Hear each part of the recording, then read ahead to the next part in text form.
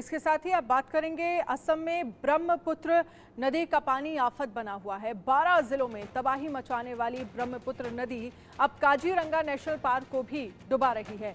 Park में रहने वाले जानवर सूखी जमीन की तलाश में ऊंचे स्थानों की तरफ पलायन कर रहे हैं। इस बीच जानवरों के बीच टकराव भी लगातार बढ़ रहा है। ये रिपोर्ट देखिए।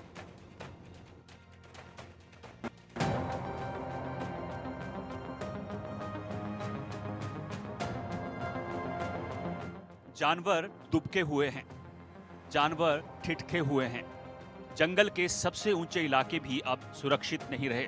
ब्रह्मपुत्र नदी का जल स्तर लगातार बढ़ रहा है और असम के काजीरंगा नेशनल पार्क में जानवरों की परेशानियां भी बढ़ते जल स्तर के साथ बढ़ती जा रही हैं।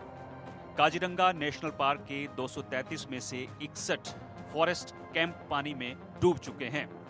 अगोरा तोली रेंज में सबसे ज्यादा नुकसान हुआ है। यहाँ बाढ़ के चलते वन विभाग के 22 कैंप पानी में समा गए हैं। नेशनल पार्क में रहने वाले एक सींग वाले गैंडे सुरक्षित इलाकों की तलाश कर रहे हैं। नदी का जल स्तर लगातार बढ़ता जा रहा है।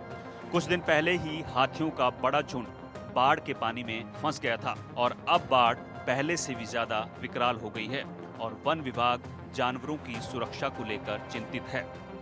As you are aware that we in Kaziranga the flood is a very important aspect because it is a good flood is also helpful for Kaziranga landscape because it can recharge our water bodies, it can take care of lot of our water requirements, but at the same time there is this annual seasonal migration of the wild animals from Kaziranga to higher grounds in Karbi Anglong. So for this year also we are prepared. There are 9 designated corridors in which we are aware that animals are regularly crossing. So we have put additional front line there. फिलहाल तो जंगल का ऊंचा इलाका सुरक्षित है, लेकिन एक ही जगह पर ज्यादा जानवरों के इकट्ठा होने से जानवरों का आपसी टकराव बढ़ रहा है, जो कि जानवरों के लिए खतरे की घंटी है। ब्रह्मपुत्र नदी का पानी उतरने का अभी कुछ पता नहीं।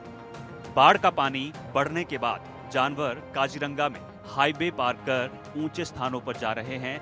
इसीलिए हाईवे पर भारी वाहनों की एंट्री बंद कर दी गई है।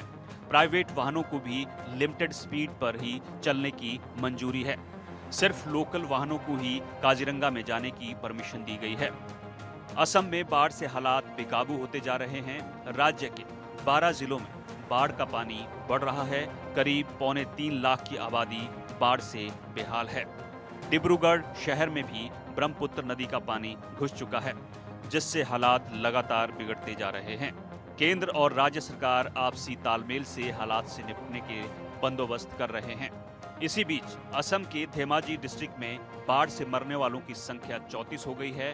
2 और छोटे बच्चों की बाढ़ के पानी में डूबने से मौत हो गई। Bureau report, India news.